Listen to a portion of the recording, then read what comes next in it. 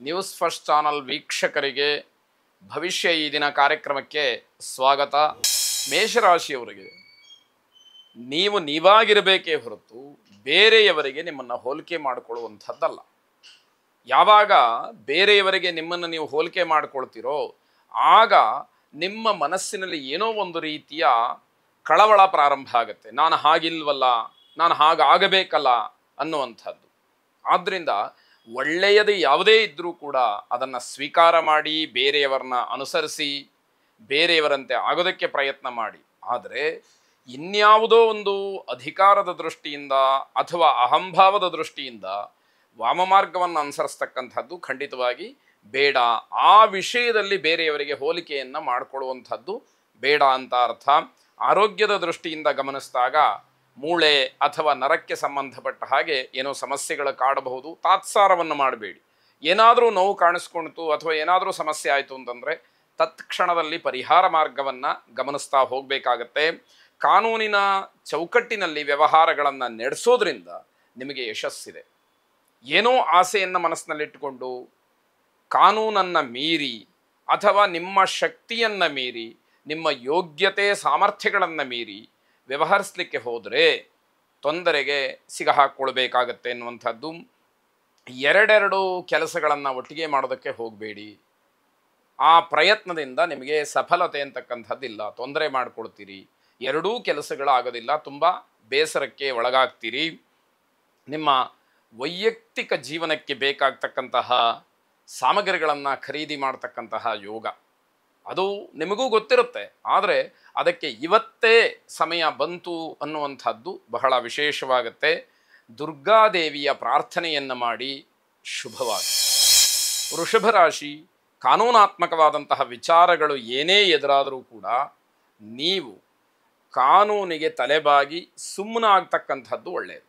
ನನಗೇನೋ ಗೊತ್ತಿದೆ ಅಂತ ಹೇಳಿ ವಾದ ಮಾಡುವಂಥದ್ದು ಅಥವಾ ಮುಂದಿನ ದಿಟ್ಟ ಹೆಜ್ಜೆಯನ್ನು ನಾನು ಇಡ್ತೀನಿ ಅಂತ ಹೇಳಿ ಧೈರ್ಯ ಮಾಡುವಂಥದ್ದು ಇದು ಯಾವುದೂ ಕೂಡ ನಿಮಗೆ ಉತ್ತಮವಾದಂತಹ ಫಲಿತಾಂಶವನ್ನು ಕೊಡುವುದಿಲ್ಲ.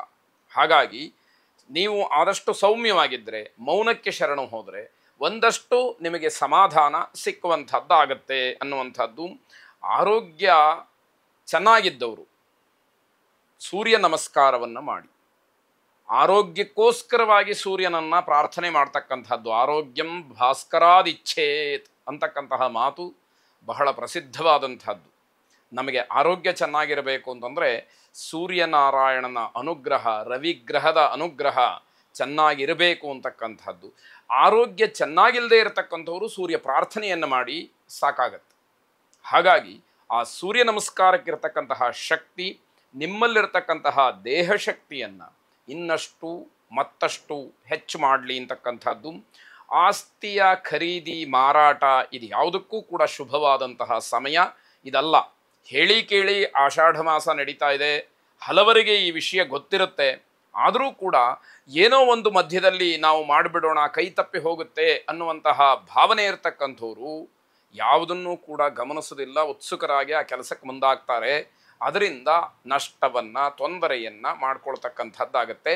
ಗಮನಿಸಬೇಕಾದಂಥದ್ದು ನಿಮ್ಮ ಜೀವನದಲ್ಲಿ ಸತ್ಯ, ಸಾಧನೆ ಹಾಗೆ ಶೋಧನೆ ಇದು ಬಹಳ ಮುಖ್ಯವಾಗುತ್ತೆ. ಅಂದರೆ ಇದರ ಅರ್ಥ ಯಾವುದು ಸರಿ ಯಾವುದು ತಪ್ಪು ಅನ್ನುವಂತಹ ವಿವೇಚನಾ ಶಕ್ತಿ ಹೆಚ್ಚಾಗಿ ಬೆಳಿಬೇಕು.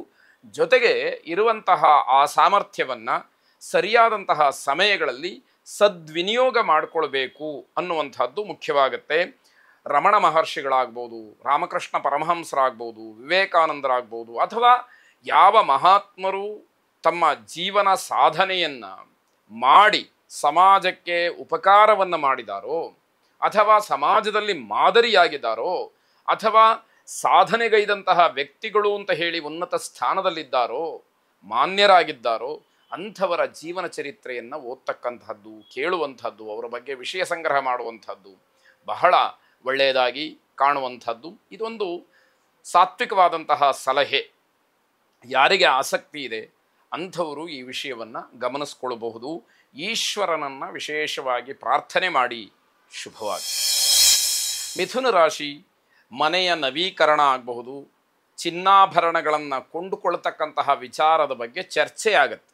ಮುಂದಿನ ದಿನಮಾನದಲ್ಲಿ ನಾವು ಯಾವಾಗ ಈ ಕಾರ್ಯಪ್ರವೃತ್ತರಾಗೋಣ ಅನ್ನುವಂತಹ ವಿಚಾರ ಹೆಚ್ಚು ಚರ್ಚೆಗೆ ಗ್ರಾಸವಾಗ್ತಕ್ಕಂಥದ್ದು ಮನೆಯಲ್ಲಿ ಮತ್ತು ಸ್ನೇಹಿತರ ಮಧ್ಯದಲ್ಲಿ ಅಂತ ಹೇಳಬೇಕು. ಆತುರಾತ್ರವಾಗಿ ಏನನ್ನಾದರೂ ಮಾಡಿದರೆ ಅದು ತಪ್ಪಾಗತ್ತೆ, ತೊಂದರೆಯಾಗತ್ತೆ. ಇದನ್ನು ಗಮನಿಸ್ಕೊಳ್ಳಿ. ಆತುರ ಒಳ್ಳೆಯದಲ್ಲ. ನಿಧಾನವಾಗಿ ಆಲೋಚನೆಯನ್ನು ಮಾಡಿ ನಿಮ್ಮ ಕಾರ್ಯವನ್ನು ನೀವು ಮಾಡಿ ಅನ್ನುವಂಥದ್ದು. ಬೇರೆಯವರನ್ನು ನೋಡಿ ಹೂಡಿಕೆಯನ್ನು ಮಾಡೋದಕ್ಕೆ ಮುಂದಾದರೆ ನಷ್ಟವಾಗುತ್ತೆ. ಯಾರಿಗೋ ಕೈ ಚೆನ್ನಾಗಿ ನಡೀತಾ ಇದೆ, ಅವರೇನೋ ಹಣ ಹೂಡಿಕೆಯನ್ನು ಮಾಡ್ತಾ ಇದ್ದಾರೆ, ನಾನೂ ಕೂಡ ಮಾಡಿಬಿಡ್ತೀನಿ ಅನ್ನುವಂತಹ ದೃಷ್ಟಿಯಿಂದ ಹಣ ಹೂಡಿಕೆಯನ್ನು ಮಾಡಿದರೆ ಅದು ನಷ್ಟಕ್ಕೆ ದಾರಿ ಅನ್ನುವಂಥದ್ದು. ನಿಮ್ಮ ಜೀವನ ಶೈಲಿಯಲ್ಲಿ ಸಣ್ಣ ಪುಟ್ಟ ಬದಲಾವಣೆಗೆ ಮುಂದಾಗಬೇಕು. ನಿಮಗೆ ಯಾವುದು ಅನುಕೂಲವನ್ನು ಮಾಡಿಕೊಡುತ್ತೋ ಅಂತಹ ವಿಚಾರವನ್ನು ಸನ್ಮಾರ್ಗದಲ್ಲಿ ಬದಲಾಯಿಸ್ಕೊಳ್ಳಿ.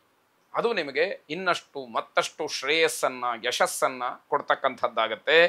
ರಕ್ತದೊತ್ತಡ ಹೆಚ್ಚಾಗಿರ್ತಕ್ಕಂಥವ್ರು ಆರೋಗ್ಯದ ಬಗ್ಗೆ ಹೆಚ್ಚು ಗಮನವನ್ನು ಕೊಡಬೇಕಾಗತ್ತೆ. ತೊಂದರೆಗೆ ಅವಕಾಶ ಮಾಡಿಕೊಳ್ಬೇಡಿ. ಜನ ನಿಮ್ಮ ಕಾರ್ಯವನ್ನು, ನಿಮ್ಮ ಮಾತನ್ನು ಒಪ್ಪಿಕೊಳ್ಳತಕ್ಕಂಥದ್ದು, ಮೆಚ್ಚಿಕೊಳ್ಳುವಂತಹ ಸಮಯ. ಅದನ್ನು ದುರುಪಯೋಗ ಮಾಡಿಕೊಳ್ತಕ್ಕಂಥದ್ದು ಒಳ್ಳೆಯದಲ್ಲ. ಸದ್ವಿನಿಯೋಗ ಮಾಡಿಕೊಳ್ಳಿ. ಸತ್ಪಾತ್ರರ ಜೊತೆಯಲ್ಲಿ ಬೆರೀರಿ. ಒಳ್ಳೆಯವರ ಸಂಪರ್ಕದಲ್ಲಿರಿ. ನಿಮಗಿರತಕ್ಕಂತಹ ವಿಷಯಗಳನ್ನು, ಮಾಹಿತಿಗಳನ್ನು ಹಂಚಿಕೊಳ್ಳಿ. ಬೇರೆಯವರಿಂದ ವಿಷಯ ಸಂಗ್ರಹವನ್ನು ಮಾಡಿ. ಹೀಗೆ ಆತ್ಮೋದ್ಧಾರ, ಲೋಕೋದ್ಧಾರ ಎರಡಕ್ಕೂ ಕೂಡ ನಿಮ್ಮ ಪ್ರಯತ್ನ ನಿರಂತರವಾಗಿರಲಿ ಅಂತಕ್ಕಂಥದ್ದು. ದೇವಿಯನ್ನು ಆರಾಧನೆ ಮಾಡಿ, ಪ್ರಾರ್ಥನೆ ಮಾಡಿ. ಶುಭವಾಗಿ. ಕರ್ಕಾಟಕ ರಾಶಿ, ಹೃದ್ರೋಗಕ್ಕೆ ಸಂಬಂಧಪಟ್ಟಂತಹ ವ್ಯಕ್ತಿಗಳು ವಿಶೇಷವಾಗಿ ಆರೋಗ್ಯದ ಬಗ್ಗೆ ತುಂಬ ಎಚ್ಚರಿಕೆಯನ್ನು ವಹಿಸಬೇಕು.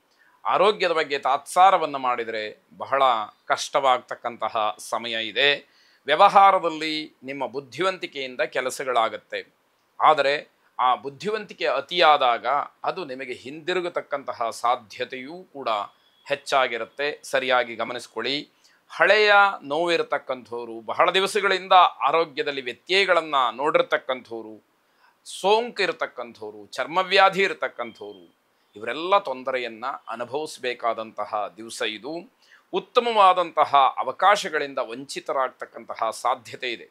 ಕಾರಣ ಏನೇ ಇರಬಹುದು, ನಿಮಗೆ ಸಿಕ್ಕದಂತಹ ಅವಕಾಶ ನಿಮ್ಮ ಕೈ ಸೇರುವಷ್ಟು ಹೊತ್ತಿಗೆ ಅದು ತಪ್ಪಿ ಹೋಗುವಂತಹ ಸಾಧ್ಯತೆಗಳು ಹೆಚ್ಚು.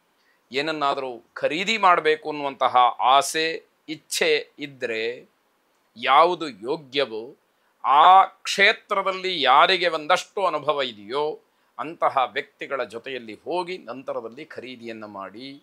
ಮೋಸಕ್ಕೆ, ವಂಚನೆಗೆ ಒಳಗಾಗ್ತಕ್ಕಂಥದ್ದು ಬೇಡ. ಇದು ಎಚ್ಚರಿಕೆ. ಯಾವುದೋ ಒಂದು ದಾಕ್ಷಿಣ್ಯಕ್ಕೋ ಅಥವಾ ಇನ್ಯಾವುದೋ ಒಂದು ರೀತಿಯ ಮುಜುಗರಕ್ಕೋ ಒಳಗಾಗಿ ನನ್ನ ಜೊತೆ ಯಾರೂ ಬರೋದು ಬೇಡ, ನಾನೇ ಹೋಗ್ತೀನಿ ಅಂತ ಹೇಳಿ ಮುಂದೆ ಹೋದರೆ ಆ ಪದಾರ್ಥವನ್ನು ಖರೀದಿ ಮಾಡುವಾಗ ನಿಮಗೆ ವಂಚನೆ ಅಥವಾ ಮೋಸ ಆಗಬಹುದು ಅಂತಕ್ಕಂಥದ್ದು. ಅಂಬಾ ಭವಾನಿಯನ್ನು ವಿಶೇಷವಾಗಿ ಪ್ರಾರ್ಥನೆ ಮಾಡಿ. ಆ ಜಗನ್ಮಾತೆಯ ಅನುಗ್ರಹ, ಆಶೀರ್ವಾದ ನಿಮ್ಮನ್ನು ಕಾಪಾಡಲಿ. ಶುಭವಾಗಿ.